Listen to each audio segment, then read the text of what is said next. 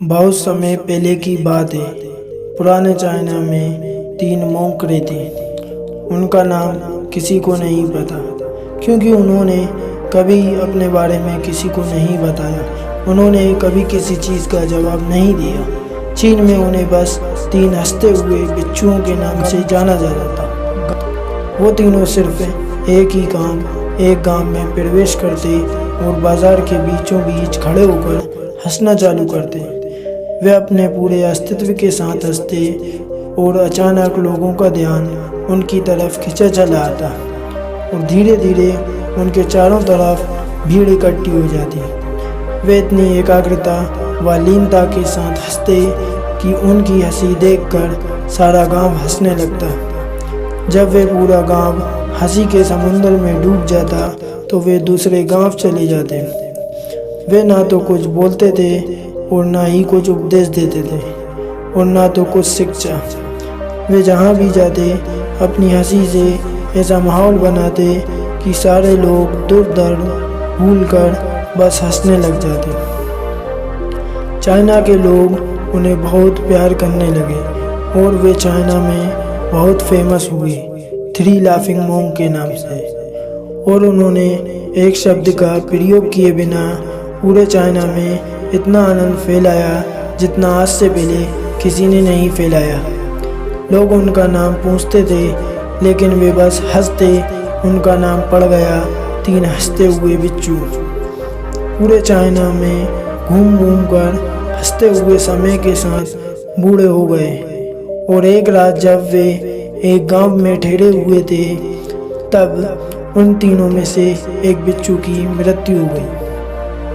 पूरा गांव स्तब्ध रह गया। पूरा गांव बहुत उम्मीद कर रहा था, क्योंकि उन्हें लगता था कि जब उनमें से एक की मृत्यु हो गई तो बाकी जो 2 हैं वे ज़रूर रोएंगे।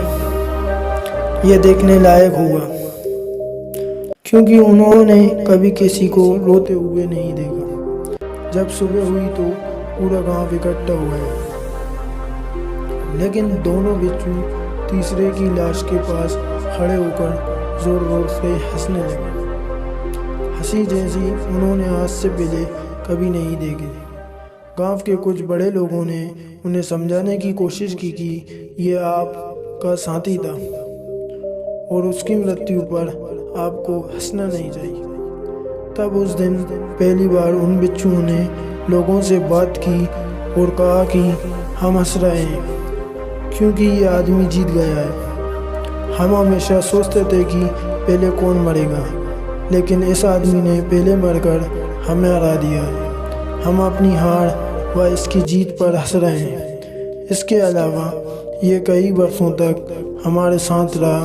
हम एक साथ हंसे। हमने एक साथ एक दूसरे की मौजूदगी का आनंद लिया। उसे अंतिम विदा देने का इससे बेहतर तरीका और क्या हो सकता है।